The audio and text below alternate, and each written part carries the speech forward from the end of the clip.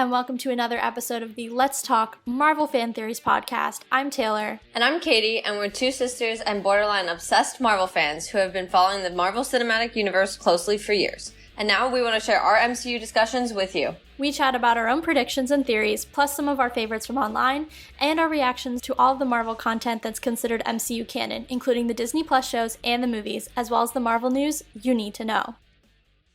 All right, everyone. We are getting ready, finally, for Ms. Marvel, which by the time you're listening to this will premiere in less than a week. So here we are with our usual predictions episode, breaking down a little bit of the character's history, as well as some of the theories based on the trailers that we've seen so far, what we think might happen in the show, and, a little bit here and there about what we're excited about. So, Katie, why don't you kick us off? I think this is going to be an interesting show, and I want to start off by saying that. For a couple reasons. Obviously, it's another origin story. We're all aware of that. But also, on top of that, this is only the second character that we have that's going to be high school age and, living life as a high schooler. So I think it's going to be really interesting because in the best of ways, the show has a lot to prove because of that. I think it's going to really be interesting to see how people receive it. I know so far people have received the first two episodes that they've been able to see. Some of the people who have seen it earlier, I should say, and they've said it's amazing. So I'm very much looking forward to it. But I do think it'll have a lot to prove to a lot of the fans because it'll be quite a change of pace, especially considering the last thing we got was MOM. And Moon Knight, actually. Yeah, I was actually thinking that too. I was like, wow, show-wise, this is very different tonally from Moon Knight. And that was evident from, just knowing the character, but also from the very first trailer. It's so much brighter in tone. But I'm actually really looking forward to that. I think I actually tweeted right when the first trailer came out, I was like, she and pre-Endgame Peter Parker would have been best friends. Obviously, we've seen Peter go through a lot. He's matured a lot because of what's happened to him and everything, especially after No Way Home, but she reminds me a lot of him early on, especially in Homecoming, where she wants to prove herself and she has this idol and all of that. So I thought that was really interesting and it made me happy. But I'm really excited for this. I didn't mark it as one of my top shows or my top show for 2022 when we knew it was slated for this year. But just seeing everything that's come out, trailer-wise and content-wise so far, I'm super pumped. Even just doing some background reading on her, she has a lot of really interesting storylines. So I think this is going to be a fun one, and I'm really looking forward to it. Yeah, the only thing for me that I'm a little, upset about, maybe, I don't know if that's the right word for how I'm feeling, is, and this is just for overall feelings, we'll get into some of the more particular things from the trailers. But I will say the one thing that I don't love is that I like when we get the shows and we don't necessarily know where these characters are going. And we're kind of getting her for the sole purpose of knowing she's already going to be in the Marvels. So I'm a little less excited for it for, I think, that reason where, we don't really know or we know too much of the impact I think she's already going to have on the MCU, at least next, versus, we still have She-Hulk this year and I have not a single clue where She-Hulk is going to go after they introduce her, or even with Moon Knight, we didn't know where he was going. We still don't. So I think that's the only thing for me that I'm a little it's a little bit of a letdown because I do know that it's going to be the Marvels. I also am not the biggest Captain Marvel fan as far as the movie. It wasn't I'm not sitting here like, Carol, yay. So the franchise itself, is not one of my favorites. So I definitely think for me, it's not quite high on my list. I would say it was probably my least favorite show I was looking forward to, and it still stands there, but I'm really excited to see it, regardless. Yeah, really quick, before we start going into theories, when you were saying, about Captain Marvel not really being your favorite franchise, we've definitely talked about that before, especially in our replay episode, how neither one of us really kind of jived with that character or that film. It's definitely gotten better over time, but I think our first reactions were pretty similar, that neither one of us was ooh, I love Captain Marvel. I think one of the reasons I'm actually most excited about Ms. Marvel is she can actually, and same thing with Monica Rambeau, is their ability to revamp what the Marvel's is. Like, obviously they're not Ms. Marvel, but like being within that franchise, I'm like, oh, maybe it'll be more interesting now because I like Maria Rambeau and I have a feeling I'm really gonna like Kamala Khan. So I'm like, all right, cool. Like, maybe this will make me like that franchise more because I don't necessarily vibe so much with the like lead main hero in it. Yeah, that's definitely fair. And what's gonna be interesting about the show is the way she is almost like us. And, you know, she's living, and maybe not living in like the whole fantasy world, but to be fair, I mean, look at us, we have a podcast about something that is just like a bunch of movies. At the end of the day, it's just a bunch of movies. And we sit here and we talk in depth about all of these things, but they're not like the current world. They're not like, hey, what's on the news? What's about going on, you know, about this, that, and another thing. You know, it's an entertainment thing. So it's very interesting that it's like, she is essentially just us sitting here in her own world of, what if I'm the superhero? What can I be? Or when can I be the superhero kind of vibe? And so I think it's really funny because like you're sitting there and, you know, I was in high school not that long ago. So for me, even just the high school scenes, I'm just like, yeah, you know, like, it's like, yeah, I already know I can relate to in that aspect.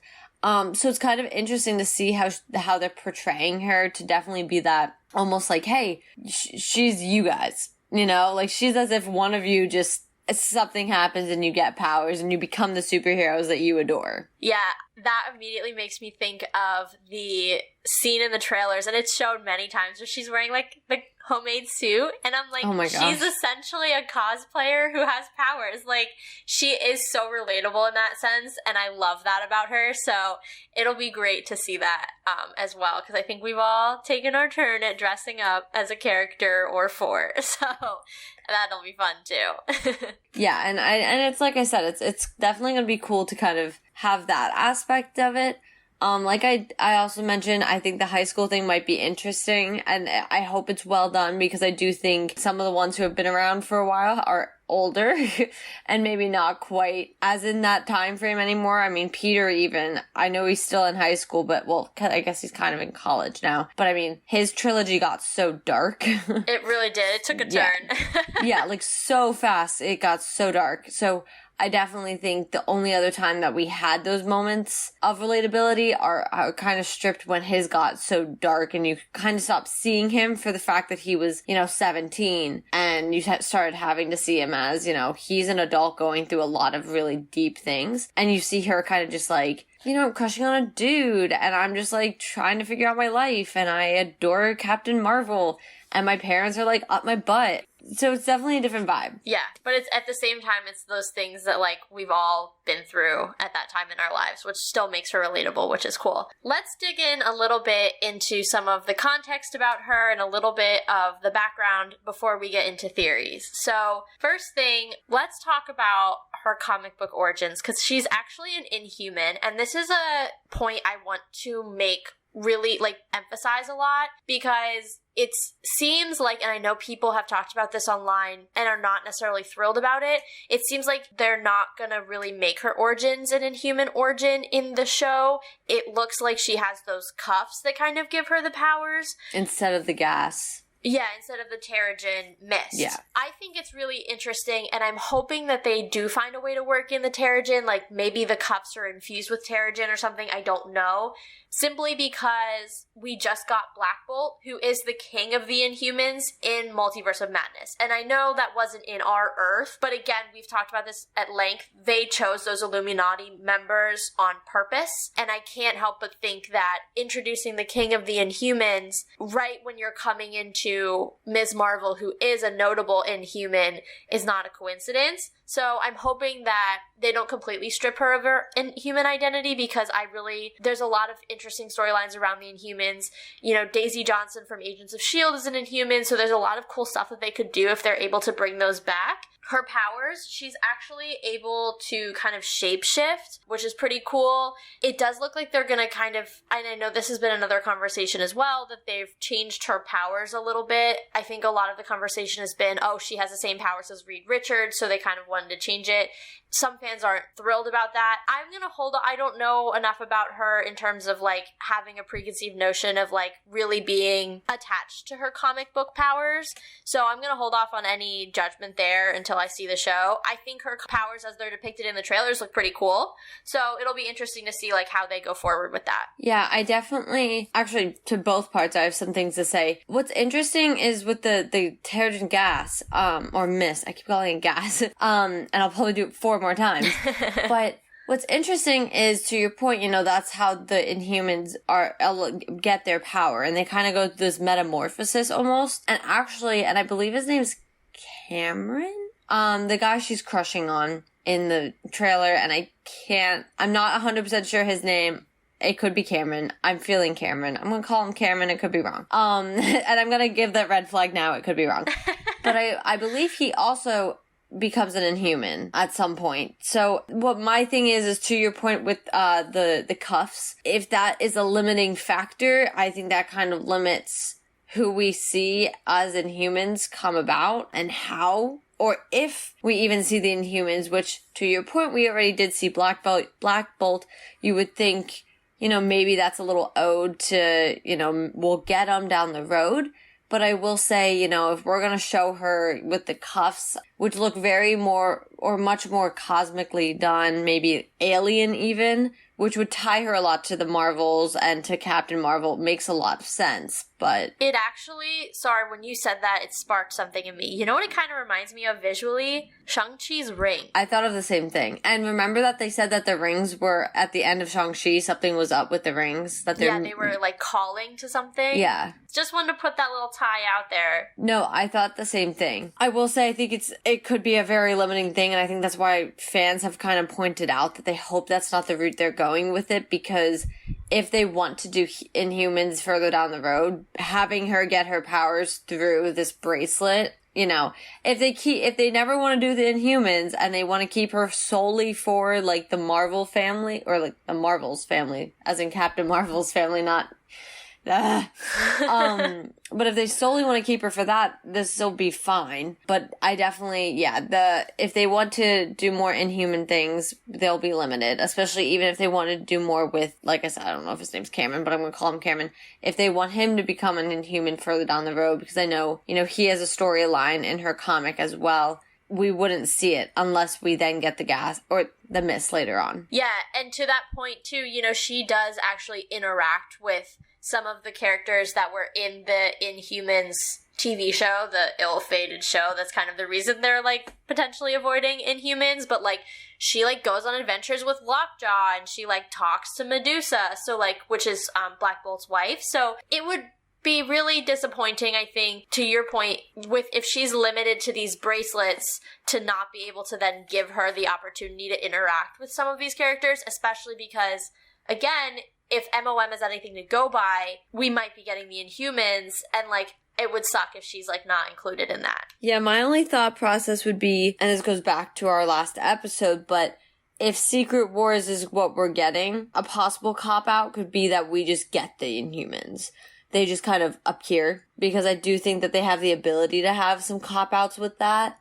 So there could be a way of just kind of being like, oh, you know, they were in the universe that hit us, or something of that nature, and then they don't need to necessarily worry about her, if that makes sense, and we can have her, like, Kamala as her character, and then we can have the Inhumans come in later, or already established, or come in, and if they want to talk about the Mist, then fine, but maybe keep her almost not included with them, if that makes sense. Yeah, it does. I just think that's a loss, because, like, even if you're same. avoiding, you know, the origin story of the Inhumans, you still, once she's an Inhuman and they're around, like, that's when they interact. Yes, they interact when she, like, first becomes, you know, goes through the Terrigenesis, but she, like I said, when she's a fully formed Ms. Marvel, she goes on adventures with Lockjaw, and so, like, even no matter how you bring in the Inhumans, she should, in a perfect world, still be involved in their stories, or some of them. So I'm really hoping that we don't kind of lose that opportunity, but TBD on that one. I 100% agree. It's definitely interesting that they're choosing to do it with the bracelet, because I do wonder if that has a connection to, because Actually, I thought of two different things when I first saw it. I did think it kind of looked, something that could have been sort of alien, but also it reminded me of Doctor Strange a lot. So I sort of was like, and then, look-wise, it reminded me of that, but just the concept of it reminded me of the rings from Shang-Chi. So I was like, okay, so we've got Doctor Strange and Shang-Chi, which we've already established a connection with between each other. Through Wong. So, I'm wondering if they'll take her in that direction more. And so while she has the Captain Marvel stuff as well, there will also be that additional aspect since, the way that they were acting with the rings is that it's calling something out in space. So I think there's a much bigger story that's coming about that this is almost like that underlying one that while we have MOM that was, leading that multiverse charge and everybody's been worried about that. I think we've had this underlying story since Shang-Chi that's sitting here like, hey, there's more to this. Which is also interesting because I think it's putting Wong at the forefront of all of this. Like, I love Doctor Strange, but suddenly it's like, no, Wong's the man, This is Wong's show. It's the Wong universe. Exactly, but it helps a lot because it doesn't force us to have Doctor Strange and everything because Wong is the Sorcerer Supreme. So this underlying storyline that we might be getting, that whatever the rings were calling out to, if this bracelet shows a connection to that, and then, you have Miss Marvel mixing with Monica and mixing with Carol, and Carol was already mixing with Shang-Chi and Wong and Hulk.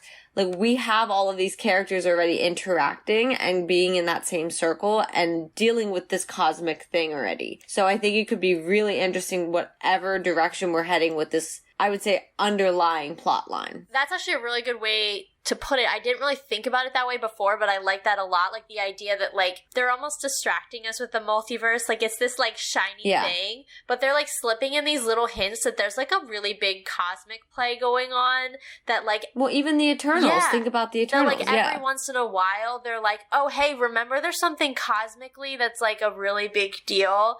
So that's actually interesting. Like, there are a lot of really big deal space/cosmic villains that could be in play here. So I like that a lot. It also makes me really wonder, like, we've talked obviously in our last couple episodes or in a previous episode about Secret Wars and how we're coming in there, and actually Ms. Marvel is a really tiny part of that as well, and we'll get to that in a second. But, as much as I want Secret Wars to be it, and I feel like it probably is, this whole cosmic thing is like that one seed of doubt that I have that, like, maybe we're not quite hitting the mark, that maybe it's actually something like a Galacticus or something is like the next big bad, because he makes Thanos look like, some guy with some rocks, like Galacticus is a big deal. So I'm not saying that's what it is, but just that there are some really big cosmic threats out there that just because right now we're really focused on Secret Wars, there is a part of me that doesn't want to totally discount a more cosmic, larger crossover event. I think there's not a rule for Marvel. There's no rules for Marvel regardless.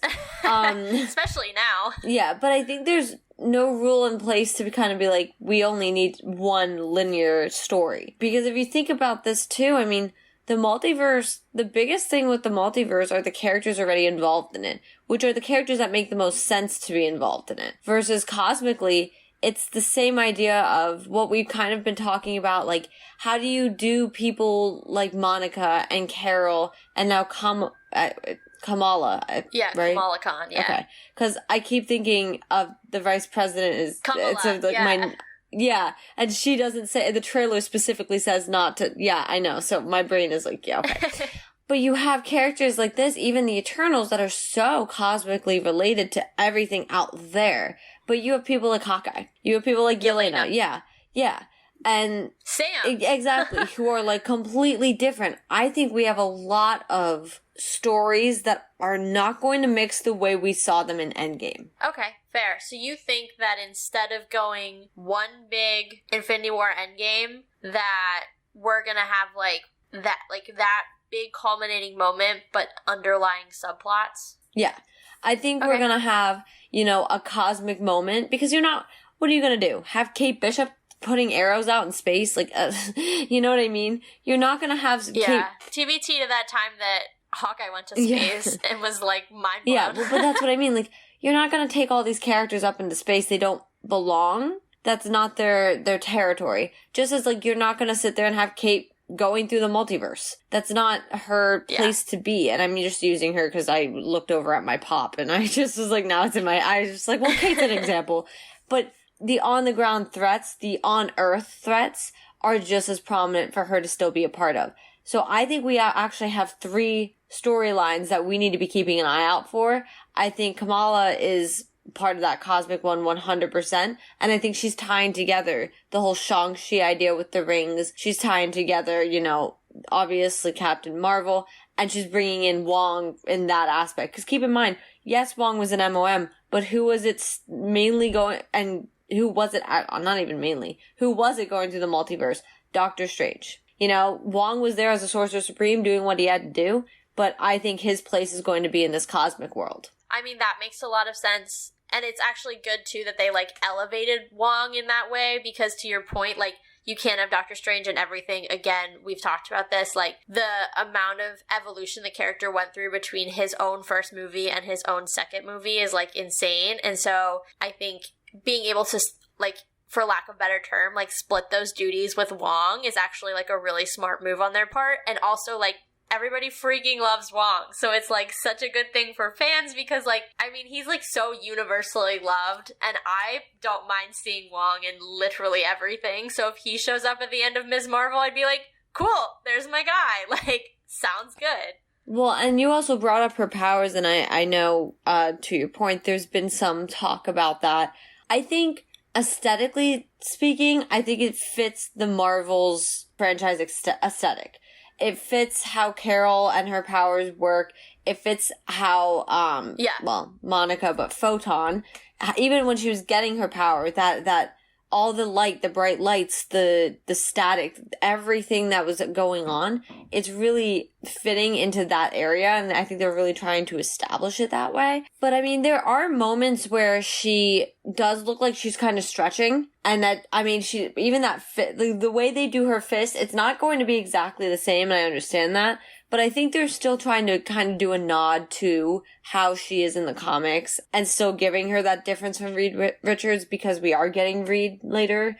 And we know that that's like almost another confirmation we're getting him, is to make sure that they're kind of like, well, we don't want 2 characters that are too close. But I think it looks cool, and I think it's going to be an interesting change of pace. I mean, I don't think we're used to, I mean, obviously we have Wanda with her chaos magic, but, you know, that's a whole different bag of chips at this point. The way that Kamala's magic, I guess not magic, power. I'm thinking Scarlet Witch, so my brain is like magic, but no. Yeah, I guess power is like the best. I was trying to think, like, is there another word for it? But no, I guess power is just the best thing to use. Yeah, but I guess her power, the way it looks, I mean, it is cool. And it's not something we're used to seeing as much. And so I like the change of pace. I think it's going to be interesting. And it's kind of one of those, like, don't knock it till you try it kind of ideas. Just wait, see how it might not be as, you know, starkly different as we think it might be. That's kind of my mindset going into it. Like I said, like, if you're a diehard Ms. Marvel fan, I understand being, like, frustrated because, you know, everybody has that one character where they're like, don't mess with my character, and I totally get it. But if you're not someone who, like, is obsessed with Ms. Marvel, you know, don't let the conversations online kind of make you go in with a negative mindset already. Like, I would say to fans who are not necessarily, like, Ms. Marvel stans, like, go in with an open mind, even though there is already some, like, negative, you know, conversation happening about that change, because it could be really cool. And it, to your point, like, there are definitely still nods to what she does in the comics to make it less starkly different. So I have an open mind and I'm excited for it, and I think it's going to be just fine. Well, and now moving forward, we don't get a lot of hints at who she's fighting in this show. We don't get a lot of information, but we do have a scene specifically where there are 4 people blacked out. So it's like white, it looks like bright light behind them, so you can't make out their faces. It looks like 2 men and 2 women. And I assume these are the people we need to be watching out for, that they're going to be the bad guys. However, I also raised the idea of having Skrulls present or Kree present. since we know the Skrulls and Kree are pretty much at war, and we know that's kind of the big idea behind Secret Invasion, and probably where the Marvels is going to pick up in that general area. So I'm not against thinking these people are either of them. Yeah, I mean, that's actually a good thought. I did not even, when I was watching the trailers, I did not even go there. Like, my brain did not make that connection, so thanks for that, Caitlin. Just riffing off that then, you know, I like that idea a lot because, to your point, we haven't actually seen the Skrulls since WandaVision, when there's that end credit scene with Monica, and that's when we found out that Fury was on that ship, right? Or was that the end of Far From Home? No, well, oh no, we had found out, I believe, that in Far From Home he was on the ship. But the last time we saw Skrulls was WandaVision, so you were, like, partially there. Okay, cool. 'Cause sometimes they all kind of run together, so well, it's and we had that gap. They technically were back to back, but there was, a 1.5 year long gap between them. Yeah, that's true. But yeah, so we haven't seen the Skrulls in a hot minute. We know that Monica is still obviously in contact with them, which makes them a prime candidate for being a part of the Marvels, of course. The Kree we haven't seen in a long time. I don't think we've seen them since Captain Marvel's debut, right? Like, since her origin story. I know we saw Ronan the Accuser, obviously, in Guardians of the Galaxy, so he's a very prominent Kree. And I'm gonna go out on a limb here from my very murky recognition or memory of the Inhumans, some research I did around it as it relates to Agents of S.H.I.E.L.D., but I think Terrigen Mist is actually a creation of the Kree. So I think the Kree actually created the Inhumans. And if I'm wrong about that, at the very least, the Kree and the Inhumans are very related. So that's just another, you know, if they do decide to tie in some of Ms. Marvel's Inhuman roots, that is just another kind of credence to your theory that we're going to get some Skrulls and Kree in this show. If we're going by how things are currently set up in the MCU, I would think that the Kree would be the antagonist, because as of right now, the Skrulls seem to be allies. But again, isn't Secret Invasion the whole point that they're not the good guys? So I honestly was going to ask that because I keep getting confused. And now, to be fair, I only watched Captain Marvel for the second time when we did the replay episode. So what? Maybe a year ago. And it came out in 2018. So it had been a while since I saw it. And I know in the film, it's the whole, we think that the Skrulls are the bad people, but the Kree are actually the bad people. So I think ever since I've been like, okay, I guess the Skrulls are supposed to be the good people. But then to your point, I'm sitting here like, isn't Secret Invasion the whole thing where, and the comic line in which the Skrulls infiltrate Earth and are infiltrating planets and taking over, which is what the Kree kept trying to stop them from doing. So I'm like, who am I rooting for? Is, I guess, the weird question. Yeah, no, 100%, because that's, I think, Marvel, when you're talking about Captain Marvel's origin story, Marvel took advantage of that, not like anybody who had that knowledge, I think, of Secret Invasion, that the Skrulls do invade, they do take over important people's likenesses, like, I think at one point, like, Norman Osborn is actually a Skrull, and like obviously that's not, you know, really applicable to where we are currently in the MCU, but at the time in the comics he was like someone really important. So like the idea is like they take over control, or not control, that's not their thing, but they take over the physical appearance of someone important, someone in power, and the kind of maneuver things in their direction. That's at least my understanding of Secret Invasion. So it's, like I said, Marvel kind of played on that knowledge by saying, oh, you guys, anybody who knows that knows that they're the bad guys, and then they flipped the script on us and said, like, actually, the Kree are the bad guys, like, here's the big reveal. But you still can't get rid of the fact that, like, in Secret Invasion, the Skrulls are not the good guys. Again, I haven't read the comic, but that's my understanding of it. So what is good? Like, when does that change? Because Secret Invasion is filming now, so, like, it's coming.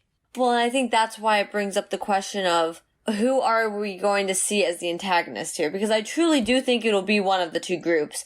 I don't think it would be someone random or some random group. I don't think there's a reason for that.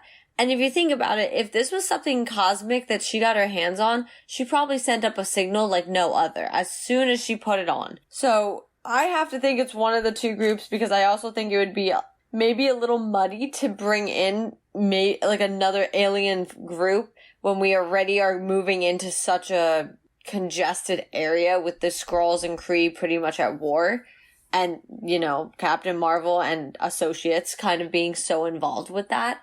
So, I don't know. I really don't. I think for now, I might say Kree. As antagonist, just because that is what we're being led to kind of believe. And, you know, to be fair, Secret Invasion could very much be about maybe this war and how the Skrulls are fighting, which it would be to their tactic is invading under the guise that they are whoever they're, you know, looking like. So, you know, it could be very possible we're not seeing it as that form and we're seeing the Kree still be the bad guys and all of that. So I'm going to say the Kree. I also know the Kree to be the more violent, if you will, of the two. They definitely have less empathy. More aggressive, for sure. Yeah. And these people, I don't know, maybe it's just like the way that they're shown in their little second of clip. And I know even in there's that wedding scene where she did the scene with her punching, and in the background, one of them is standing there because it matches the same silhouette. I don't know, just the vibe already gives it that it feels like these people are not Skrulls, you know, because I feel like Skrulls take over someone's appearance and are just kind of living life almost. For sure. I mean, it's going to be interesting. There's so much rich storytelling that can be told just in that war alone. So it will be very interesting. I mean, that war's raged for thousands of years. One of the things that you said earlier about her picking up the bracelet and it sending out a signal is it immediately made me think about Captain Marvel's suit. How it's like Kree made and Kree technology. I wonder if somehow Kamala got a hold of some sort of, like, Kree tech. And, like, now the Kree are here to come get it back. Well, that's what I mean. I definitely think it was a signal. It was almost like a beacon. And as soon as she activated it, it definitely sent out whatever it needed to and, you know, brought who it needed to her location. And you know what? It's possible we're getting both of them. And we'll see this kind of wage out as part of the war that she's just involved in. And this is how she actively gets involved in the whole conflict. Because I think it makes a lot more sense to bring her in that way than to just have the Kree, like, attack her. I think it makes sense to have some Skrulls present too, in which she's trying to help defend and she's trying to be involved to the best she can. So I think it's going to be really interesting because it's furthering a plot line that, you know, we haven't really addressed since WandaVision. And even then, that was really not... It was like a 15 to 30 second clip. Yeah. It was very minimal. Exactly. Yeah. Even then, it really wasn't significant to progress any storyline. Yeah. I want to circle back to something that we hinted at earlier, and that is Ms. Marvel's connection to Incursions and potentially Secret Wars. She actually is really minorly involved in what happens when the incursion happens, only in the sense that in the comics, and I thought this was interesting, Ms. Marvel basically comes to her and says, like, hey, this incursion. You mean Captain Marvel? What did I call her? Miss Marvel. Yeah, sorry, Captain Marvel. Carol Danvers. This is hard. I know. With it also just being Marvel in general, I'm like, oh my god. Yeah. Carol Danvers comes to her and is like, hey, the universes are crashing in on one another, but we don't need your help. The adults got this. And so Ms. Marvel basically, I have written in my notes, she does the whole friendly neighborhood thing where she, like, protects people in her, like, neighborhood. She's from Jersey City. So she protects people in Jersey City from the things that are happening, but does not actively involve herself in the actual incursion. But I did want to point that out because we've been so laser focused on Secret Wars. So there you go. That's your connection right there to this new character. I really like that, and I'm going to tell you why. The last clip of the trailer is the iconic Ms. Marvel comic book artwork. Yeah. Just played out. And I think what's funny is you see her when she is in the trailer, she's riding a bike. It's prior to her right before they showed the little scene where she, like, finds the bracelet. And she looks over her, like, to the side, and she just looks at the New York skyline, kind of off in, like, her dreamland.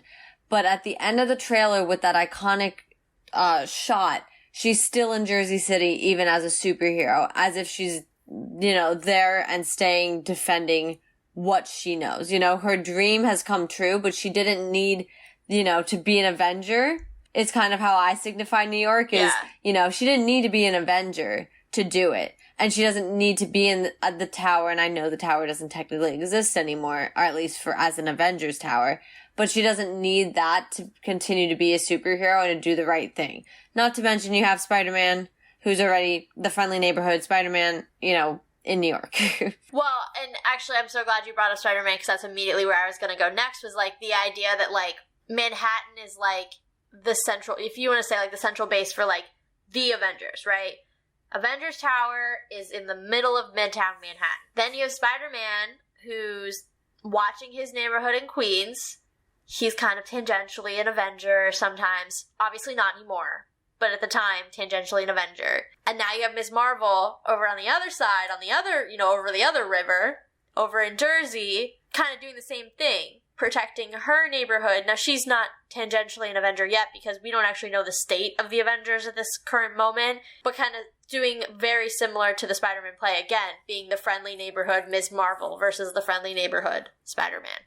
Well, yeah, and I liked too that it just felt like, she was dreaming so big, and even when it came to getting everything that she wanted, which was to be that superhero and to be a part of it, she still believed in protecting the people where she's from and being the hero that her people need in Jersey City. So, and every time I say it, I feel like I'm like Gotham, but I'm like, no, Jersey City's real. I know people from Jersey City, I don't know why, but every time I say it, I just feel like I'm saying like a fake city. But it'll be interesting how that plays out, and especially with you saying that for Secret Wars, I think that makes a lot of sense. That's almost like, to me, a slight prediction thing to be able to see, or foreshadowing, if you will, to be like, she'll still be there. She'll be watching over Jersey City and the people in Jersey City. And that brings me to my last question for you, Katie. Will we get a Carol Danvers cameo at the end of this show? I think it would be really weird not to. She is her, idol. And everything she is revolving around Carol and, just loving her. And believing in her wholeheartedly, and that she's, the best human being out there. So I think it would be very weird not to, and I think that is why the Skrulls and the Kree can be in and should be expected in this, because I think that will be partially what brings Carol to Jersey City, and why she gets brought into it is, suddenly there's skirmishes happening in Jersey City. Well, now it's on Earth. Now this is going on Earth. Yeah. Maybe Photon is off board right now, but I do think it would be weird for Carol to not make her appearance at any point. But then again, we might see Monica coming in as Photon at some point too. I was going to ask, do you think we'll get Monica too? Or is it she was just in Jersey. Yeah, I was just going to say too, she was just in Westview.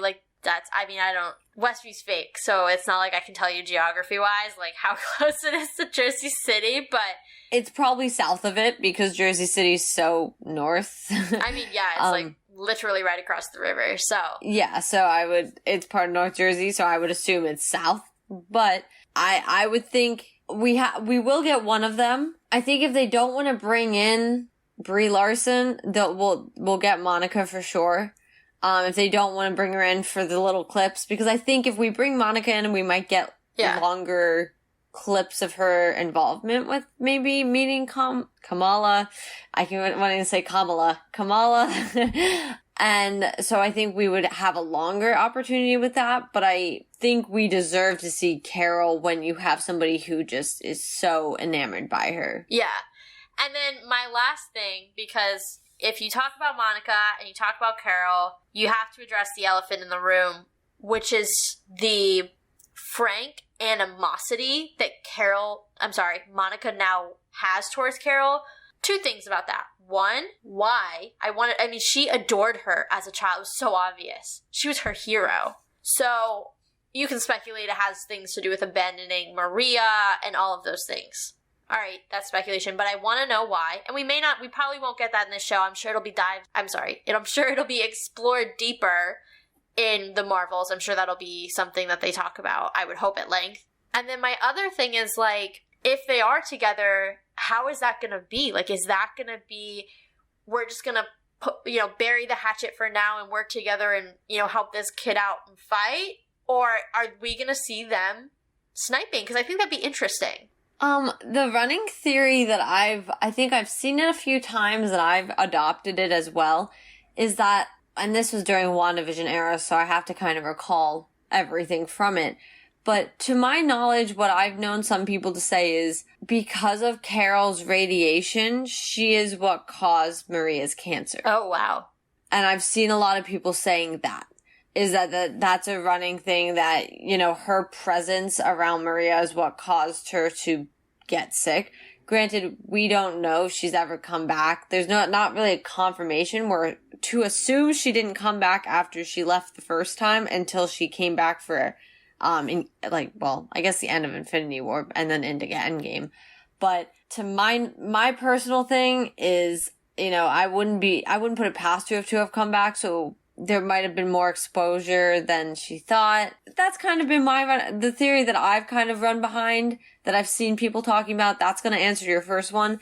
And the second one for me is, if it does tie down to the fact that, maybe it is abandonment, or maybe it is the fact that she felt like she wasn't there or couldn't protect her mom or something of that nature, I think Monica's going to learn, and I love Monica, but I will think that she will learn a lesson in how it is to be a superhero, especially one such as Captain Marvel, who is essentially, other than, Scarlet Witch, one of the most powerful superheroes out there. And she is able to go off-world and protects the universe, not just Earth.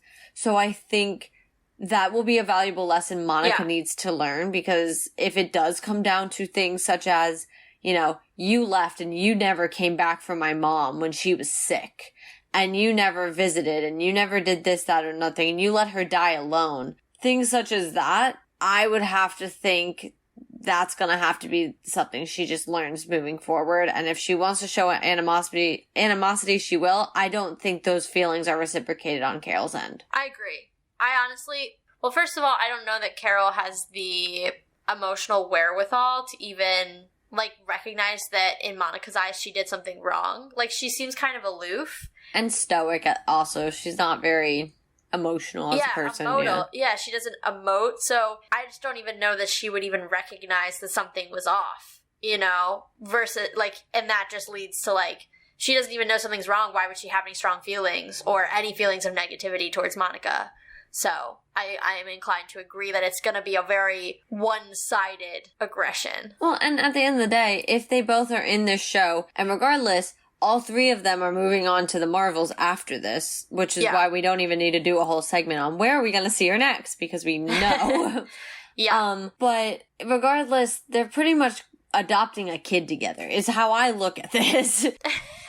Yeah. They're going they literally Tony Stark. Tony Stark and Doctor Strange adopting Peter. That is what is happening right now. I think it's gonna still be, you're kind of annoying and I really don't like you, and our egos are gonna hit just like Tony and Strange. But it was but for the good of the kid, here we go, And so I think that's also gonna be the dynamic we see in the Marvels is, Kamala is doing her thing, kind of just helping where she can and doing what she can, living life and existing as a teenager who's oh my God, I have these powers.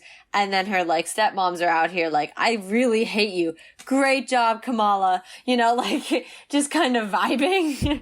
So I think that's the vibe we'll see moving forward. And so if they're in this show, we're definitely going to see that mentorship start. And I don't know, I almost just talked myself into thinking we'll probably see Monica and not Carol, actually, for that reason. Interesting. I don't know how you do Ms. Marvel without at least having Carol once.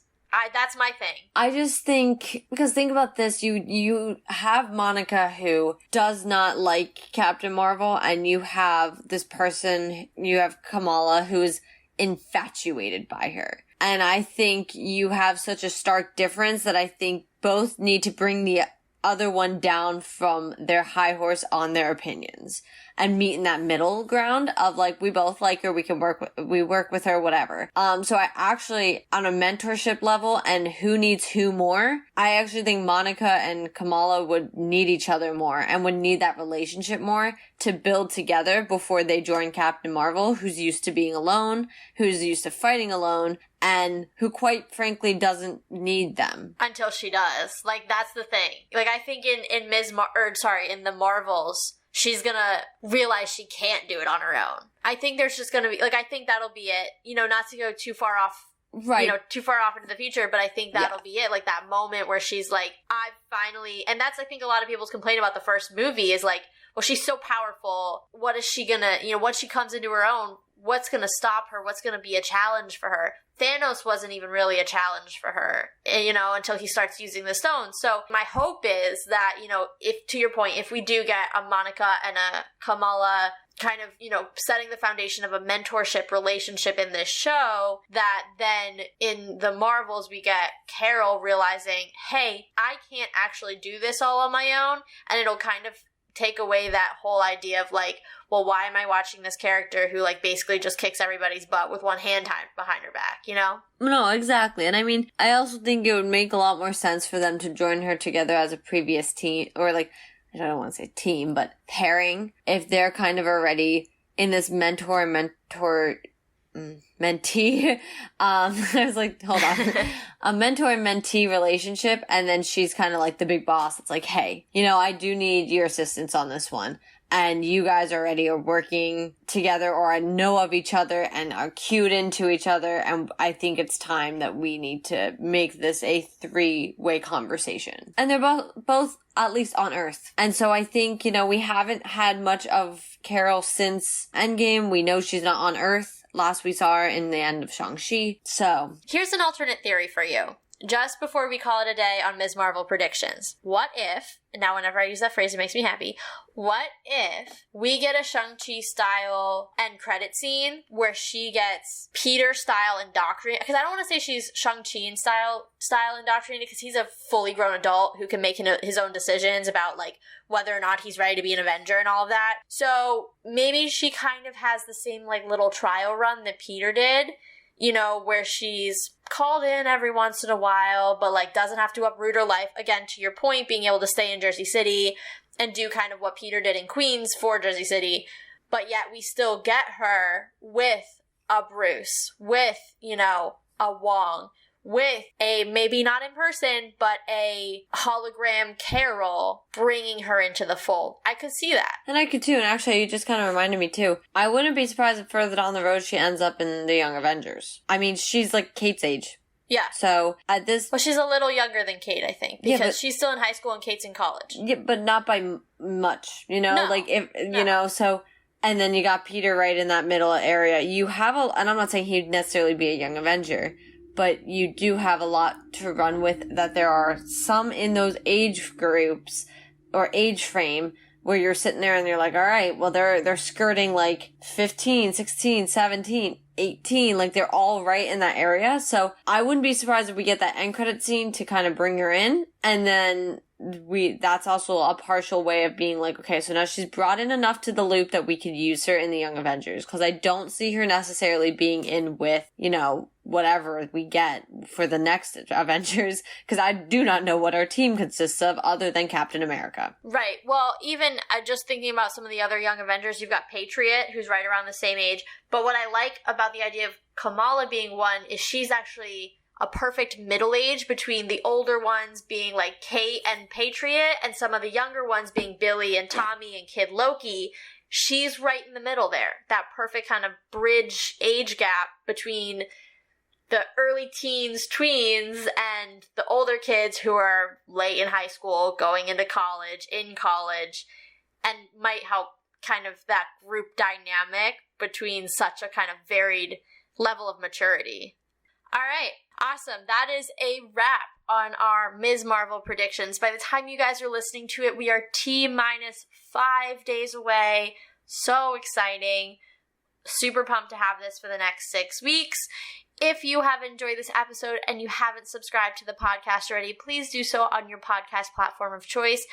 If you're a fan already and you haven't left us a rating or a review, it would be much appreciated just to hear how you guys are liking the show. You can also check out and follow our blog, which has lots of supplemental content and extra things that you can read that we may have missed on the episode, may have misstated on the episode. All of that goes on the corresponding blogs to each podcast episode. You can, last but not least, also check out our Spotify page, which is linked in the show notes. That has a playlist for each of the different series, one playlist for every episode we've done around all of the major theatrical movies, and then one playlist for all of the songs available on Spotify that have been in the shows and the movies. And as always, make sure you're following the Twitter. It's Let's Talk MFT.